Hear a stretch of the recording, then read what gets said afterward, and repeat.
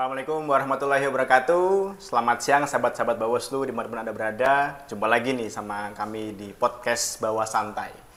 Buka wawasan tentang demokrasi Bawaslu Kabupaten Semarang. Nah, hari ini nih udah masuk episode kedua. Kalau kemarin kan kita ngobrol-ngobrol di internal dengan anggota Bawaslu Kabupaten Semarang. Sekarang kita agak berbeda karena bukan dari internal Bawaslu Kabupaten Semarang yang kita undang, tapi langsung dari rekan sejawat kita sesama penyelenggara pemilu, yaitu KPU Kabupaten Semarang. Nggak tanggung-tanggung. Sekarang saya ngundang Ketua KPU Kabupaten Semarang, Bapak Bambang Setiono. Selamat siang, Pak Bambang. Selamat siang, Mas Nazar. Kita salaman dulu biar nggak tegang ya. Biar nggak enjoy, biar nggak tegang ya. Oke, sehat Pak? Sehat, alhamdulillah. Alhamdulillah. Tadi ke sini juga perjalanan lancar. Alhamdulillah bisa sampai di kantor Bawaslu Kabupaten Semarang. Ya, seperti inilah kantor Bawaslu Kabupaten Semarang ya. Ya, luar biasa kantor Bawaslu Kabupaten Semarang. Oke, sebelumnya saya ucapkan terima kasih kepada Pak Bambang nih yang sudah datang menyempatkan waktunya ke sini ngobrol sama kami di Bawaslu Kabupaten Semarang di podcast Bawah Santai. Oke, Pak Bambang, sebelum masuk ke materi atau mau ngobrol-ngobrol tentang ya demokrasi lah di Kabupaten Semarang, enaknya nih kita kenalan lagi nih sama teman-teman sahabat Bawaslu. Siap. Oke Mas Nazar, mungkin kalau di KPU kita ada salam untuk pemilih itu yaitu teman pemilih. Teman pemilih. Tapi kalau di Bawaslu ini salamnya apa ya? Sahabat Bawaslu. Oh, sahabat Bawaslu. Oke, bagi para sahabat Bawaslu, selamat mengikuti podcast di siang hari ini atau pagi hari ini atau malam hari ini yang bisa ditonton oleh teman-teman semuanya. Saya perkenalkan diri, nama saya Bambang Setiono Esa, Ketua KPU Kabupaten Semarang yang berdomisili atau bertempat tinggal di Desa Pabelan, Kecamatan Pabelan, Kabupaten Semarang. Ya. Oke, sip. Sudah pada tahu ya teman-teman sahabat Bawaslu, Pak Bambang Setiono ini tinggalnya di Pabelan, Kabupaten Semarang. Nih Pak Bambang, langsung aja ya kita ngobrol-ngobrol ya. Ngobrolnya santai aja Mas, nggak usah keburu-buru ya. Santai aja. Ya ngobrolin masalah demokrasi lah di Indonesia gitu kan. Nah Pak, ini kan pemilu sama pemilihan kan sudah rampung ya. Iya. Kalau kita ngobrolin rampung sudah selesai. Terus kadang ada hal-hal yang nyeletuk nih. Kalau kita sama orang atau masyarakat luar tuh, Mas kerja di mana? Mas kerja di Bawaslu ya, di KPU ya. KPU tuh kerjanya ngapain ya Mas abis pemilu pemilihan? Iya. Nah itu jawaban itu kadang-kadang template di masyarakat tuh, karena pikirannya kan pemilu itu selesai ya sudah, KPU selesai, Bawaslu selesai. Nah dari KPU sendiri setelah pemilu pemilihan selesai itu ngapain Pak? Ya, sebelum kita atau saya menjawab itu lebih baik kita ngopi dulu. Oh boleh. Nah, ini sudah ada kopinya. Ngopi dulu. Ya. Pak Bambang tuh selalu suka dengan kopi. Minum dulu ya sahabat. Iya. Oke. Jadi begini Mas Nazar. Ya. KPU secara peraturan itu memang melaksanakan tahapan-tahapan di setiap pemilu maupun pemilihan. Karena tiga unsur yang harus ada di dalam pemilu itu atau pemilihan itu adalah salah satunya penyelenggara. Karena yang pertama itu adalah peserta, kemudian penyelenggara, yang kemudian pemilih. Ya. Nah, di sini kami selain melakukan pelaksanaan di tahapan-tahapan yang ada di dalam pemilu atau pemilihan, setelah atau pasca adanya pemilu dan pemilihan itu kita tetap melaksanakan. Salah satunya sebagai tugas dan kewajiban kami memberikan sosialisasi pendidikan pemilih kepada masyarakat. Kemudian juga melakukan pendampingan terhadap pemilihan-pemilihan yang ada di tingkat RT, tingkat RW ataupun di tingkat sekolahan-sekolahan yang biasa disebut pemilos. Terus yang kemudian ada juga kita melaksanakan pemutakhiran daftar pemilih berkelanjutan. Karena salah satu unsur di dalam tiga unsur yang ada di dalam pemilihan itu adalah pemilih. Kita melakukan update setiap triwulan, dibagi dalam satu tahun itu triwulan pertama, triwulan kedua, kemudian triwulan ketiga. Data-data tersebut kami peroleh dari berbagai unsur. Nah itu yang kami lakukan salah satunya setelah pasca pemilu dan juga pemilihan ini. Oke, berarti sebenarnya KPU itu masih tetap bekerja ya setelah masih tetap eksis, ya. Hanya memang ranahnya sedikit bergeser, yang tadinya pemilu teknis banget, sekarang jadi sosialisasi dan sebagainya. Dan ada PDBP tadi ya. Betul. Nah, PDPB tadi nih Pak Bambang. PDPB tadi berarti kan teman-teman atau masyarakat itu kan dimutakhirkan kembali datanya ya. Itu gimana tuh Pak? Jadi begini Mas Nazar, setelah pasca dari pemilu dan pemilihan, kebetulan kita sesuai dengan Undang-Undang 7 tahun 2017 tentang pemilu, kita sudah selesai di tahun 2024 yang kemarin. Pada tanggal 17 Februari tahun 2024 kita selesai pemilu. Kemudian kita melakukan pemutakhiran kembali untuk dilaksanakannya pemilihan kepala daerah di tanggal 27 November tahun 2024. Karena di situ diserentakkan dalam 1 tahun. Pasca pemilihan di tahun 2024 itu, maka kami melaksanakan yang namanya daftar pemilih berkelanjutan. Di situ kami meminta masukan, terutama kepada teman-teman dari Bawaslu ya, untuk memberikan masukan baik itu pemilih baru, pemilih TMS, ataupun yang dilakukan ubah data terhadap pemilih itu. Dan hasilnya kemarin kita sudah memplenokan di triwulan pertama. Gitu. Selain itu, kita juga melaksanakan atau menggandeng berbagai stakeholder dalam rangka mengakuratkan data-data tersebut. Selain dengan teman-teman Bawaslu, kita menggandeng dari Dispenduk Capil. Kita menggandeng juga dengan Dinas Pendidikan dan Kebudayaan. Dalam hari ini Dinas di tingkat Provinsi Jawa Tengah, karena ada di wilayah 1 Provinsi Jawa Tengah untuk membawahi sekolah menengah atas negeri yang ada di Kabupaten Semarang. Kemudian kita juga bekerja sama dengan kantor Kementerian Agama. Dalam hal ini Madrasah Aliyah atau sederajat yang nantinya teman-teman untuk pemilih pemula ini bisa memasukkan atau mendaftarkan ke dalam daftar pemilih berkelanjutan yang sedang kita mutakhirkan. Selain juga ini terobosan Mas, terobosan yang dilakukan oleh Ketua Divisi Perencanaan Data dan Informasi, yaitu Mas Agus Setioko. Ini sedang melakukan terobosan terkait dengan akte kematian yang nanti akan bekerja sama dengan Dispenduk Capil, agar ketika DP4 nanti diterima di tahun 2028 atau untuk pemilu tahun 2029, warga atau pemilih yang sudah tidak memenuhi syarat dengan kategori meninggal dunia sudah bisa dihapuskan dari DP4. Kemarin hasil dari rapat koordinasi kami dengan Dispermasdes, kami akan melaksanakan kegiatan. Nanti kita akan melakukan 1 desa yang digunakan sampling untuk kegiatan tersebut. Jadi demi keakuratan data itu kami tetap mengedepankan bahwa terjun langsung ke bawah. Walaupun sekarang kita dalam masa efisiensi ini, tetapi kita tetap harus melaksanakan kegiatan itu. Jadi ini adalah salah satu bentuk tanggung jawab kami di dalam pelaksanaan setelah adanya pemilu dan pemilihan atau pasca pemilu dan pemilihan ini dilangsungkan. Begitu. Nah, itu kan tadi kan berarti kan teknis pengawas penyusunan PDPB-nya ya Pak ya, Pak Bambang ya. Nah, berarti kan otomatis kan kita harus berkolaborasi nih dengan teman-teman Bawaslu. Nah, sejauh apa nih Pak kolaborasi yang sudah terjalin nih dari penyusunan PDPB ini? Saya sebagai Ketua KPU sangat berterima kasih sekali dengan teman-teman dari Bawaslu, terutama sahabat-sahabat Bawaslu di tingkat kecamatan, di tingkat desa yang selalu memberikan masukan.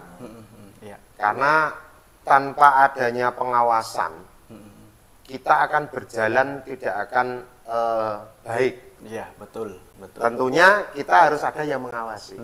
Karena kalau dulu orang mengatakan bahwa kita itu adalah satu rumah tapi beda kamar, tetapi kalau saya mengatakan bahwa kita itu adalah lokomotif dan relnya. Relnya itu adalah Bawaslu yang harus menjalankan tetap lokomotif ini di dalam rel. Kita mengikuti rel tersebut sehingga aturan dapat berjalan dengan lancar. Rel dengan lokomotif berarti satu kesatuan yang tidak bisa dipisahkan ya Pak Bambang betul. ya. Tadi kan kalau Pak Bambang bilang jajarannya turun nih ke bawah. Tapi bisa nggak sebenarnya masyarakat itu ke KPU terus kemudian memperbaiki datanya di sana untuk pemutakhiran? Ada nggak helpdesk-nya di sana Pak? Ada. Jadi kita sudah membuka helpdesk itu di KPU dengan membuka sesuai jam layanan kerja, karena kita ada jam layanan kerja dari mulai pukul 8 sampai pukul 16 untuk hari kerja Senin sampai dengan Kamis. Tetapi kalau hari Jumat kita jam 8 sampai jam 16.30. Silakan bagi sahabat-sahabat pemilih ya. Ini bisa mengirimkan laporannya ke kantor KPU Kabupaten Semarang yang posisinya berada di Jalan Ahmad Yani nomor 6 Ungaran.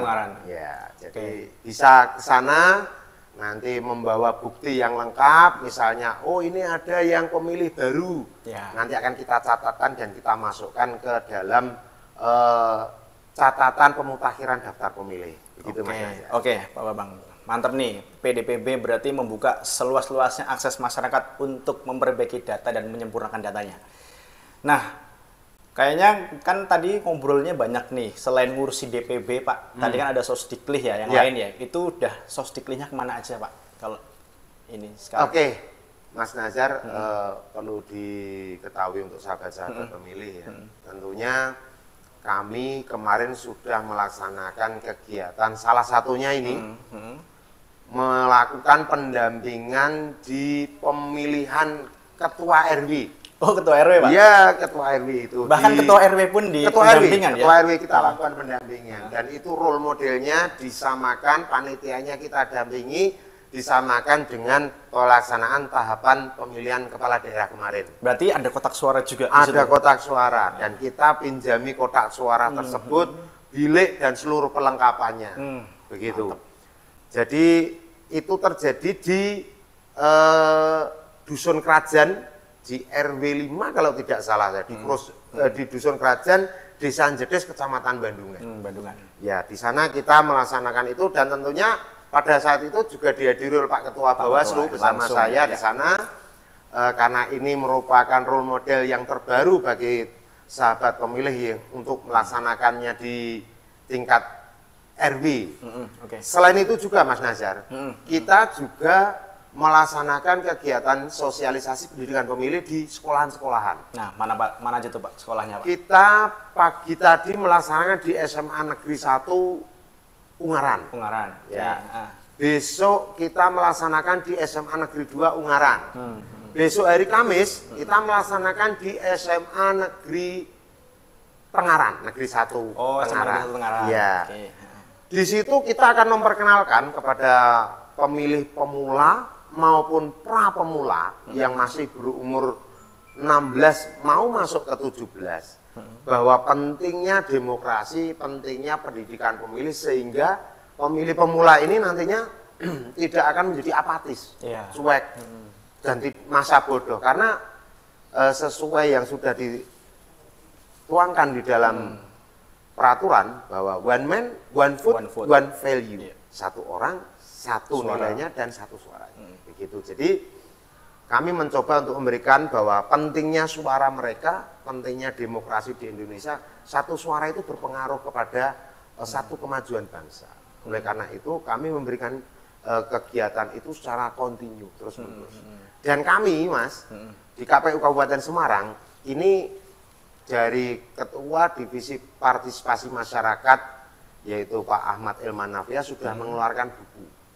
Namanya Pemilos, buku Pemilos. Itu disebarkan di sekolah-sekolah? Ya, nanti diberikan ke sekolah-sekolah. Jadi itu adalah buku panduan untuk melaksanakan kegiatan pemilihan ketua OSIS di sana. Ya, jadi ada buku panduan pemilihan OSIS dengan, kalau di kabupaten, di provinsi, dan di tingkat pusat itu namanya KPU. Tapi kalau di sekolah namanya KPO. Komisi Pemilihan OSIS. Nah, begitu. Jadi biar mereka belajar bersama-sama bagaimana cara berdemokrasi yang baik di Indonesia. Begitu, Mas Nazar. Nah, kalau Sosdiklih di sekolah gitu, berarti sekolah boleh pinjam propertinya KPU nggak Pak? Kayak kotak suara? Boleh. Boleh. Kotak suara boleh dipinjam, nanti akan kita pinjami alat coblosnya, bantalan, dan tintanya. Nanti dari pihak sekolah hanya menyediakan surat suaranya. Jadi untuk perlengkapannya, insya Allah kita sudah siap. Siap ya Pak, berarti ya. Berarti sebegitu apa namanya atensinya KPU dalam meningkatkan partisipasi masyarakat dari pemilih pemula ya, Pak Bambang ya. Nah, selain Sosdiklis di sekolah ada lagi, Pak Bambang? Kita di kemarin juga melaksanakan kegiatan yang dulu pernah kita laksanakan, Mas. Selain tahapan ini, kita juga bekerjasama dengan Dismenduk Capil, Mas. Oh, namanya Gerakan Melindungi Hak Pilih. Gerakan Melindungi Hak Pilih ini kita melakukan perekaman kepada warga masyarakat yang belum memiliki KTP elektronik terutama. Tentunya masih ada beberapa yang tercecer, 1 hingga 2 kita melaksanakan kegiatan itu dengan nama yang sudah kita laksanakan sejak dulu, yaitu Gerakan Melindungi Hak Pilih. Dan kita dampingi itu, ketika ada pendampingan kita melaksanakan kegiatan itu di desa-desa sampai dengan dilakukan perekaman di tingkat kecamatan, dan kami sangat berterima kasih dengan Dismenduk Capil Kabupaten Semarang juga, Mas. Karena masukan dari teman-teman Bawaslu atau sahabat-sahabat Bawaslu itu kita tindak lanjuti, kemudian kita bekerja sama dengan Dismenduk Capil untuk melakukan perekaman. Alhamdulillah untuk tingkat wajib rekam EKTP di sini sudah mencapai hampir 90%. Luar biasa. Jadi, berarti luar biasa. Luar Kita biasa, kerjasama di Kabupaten Semarang ini, pemerintah daerah, KPU, Bawaslu terjalin dengan baik. Sehingga kondusivitas yang ada di Kabupaten Semarang cukup luar biasa pada saat pemilihan kemarin. Sesuai tagline kami, Mas, ayam tentram. Ayam tentram. Oke, itu tadi banyak hal yang sudah disampaikan Pak Bambang terkait dengan kegiatan yang dilakukan. Jadi sebenarnya tuh KPU dan Bawaslu tuh masih berkegiatan pasca tahapan pemilu dan pemilihan. KPU melakukan dengan ranah teknisnya, kemudian Bawaslu melakukan dengan ranah pengawasannya. Seperti itu ya, Pak Bambang.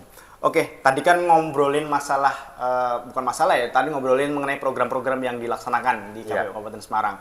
Nah, kedepannya nih Pak Bambang, kira-kira mau inovasi apa yang mau dikerjakan, atau wah kita punya rancangan ini. Kira-kira apa Pak dari KPU Kabupaten Semarang sendiri program inovasi ke depannya? Tadi kita sudah melaksanakan rapat pleno di pagi hari, bahwa berkaitan dengan daftar pemilih ini sangat luar biasa. Iya, betul. Sehingga kami masih ingin lebih mencari, mensiasati, menstrategikan bagaimana masyarakat atau sahabat pemilih di sini bisa secara mandiri memberikan masukan kepada kami. Walaupun selain dengan teman-teman dari Bawaslu, kita juga melaksanakan kegiatan namanya nanti adalah coktas, pencocokan terbatas.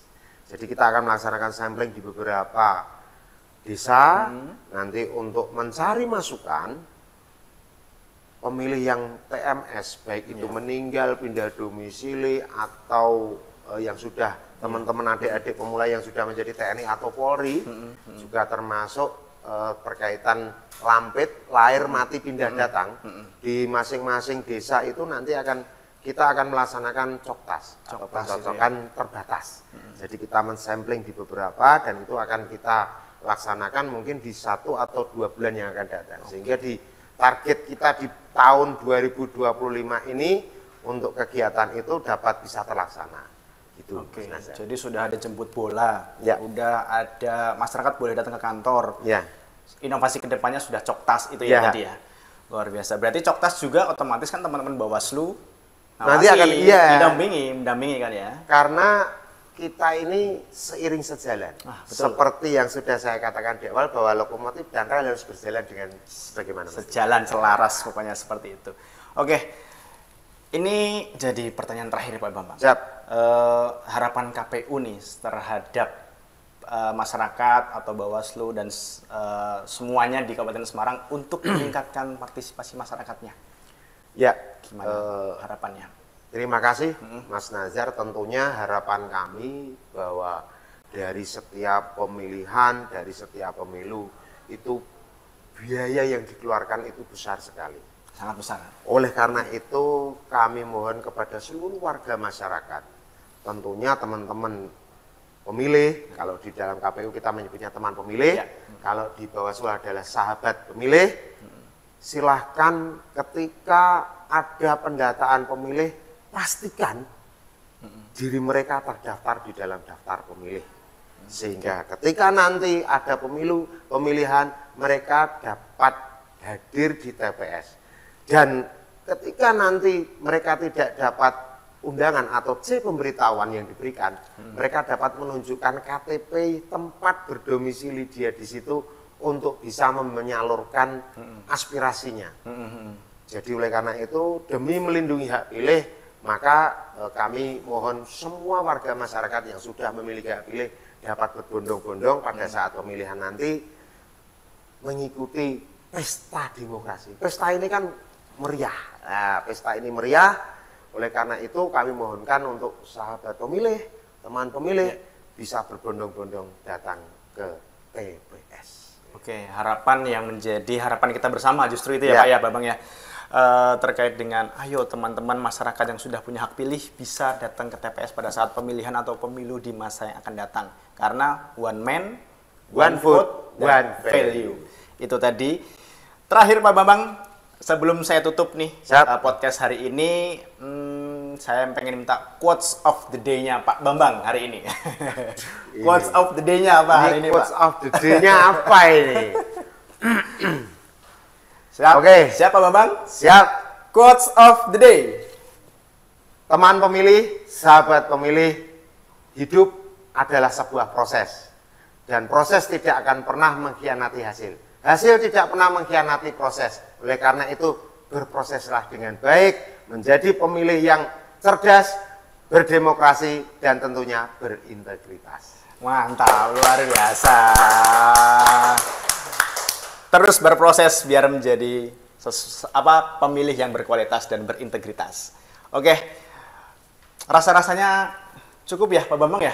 Sudah semua disampaikan pada dasarnya? Sudah. Pada dasarnya KPU dan Bawaslu itu tidak pernah berhenti bekerja. Demi masyarakat, demi pemilihan dan pemilu yang baik, berintegritas dan transparan, kita tetap berkegiatan untuk meningkatkan partisipasi masyarakat di masa yang akan datang. Oke, sahabat Bawaslu, teman pemilih, kita sudah mendengarkan podcast yang kedua ini di Bawah Santai.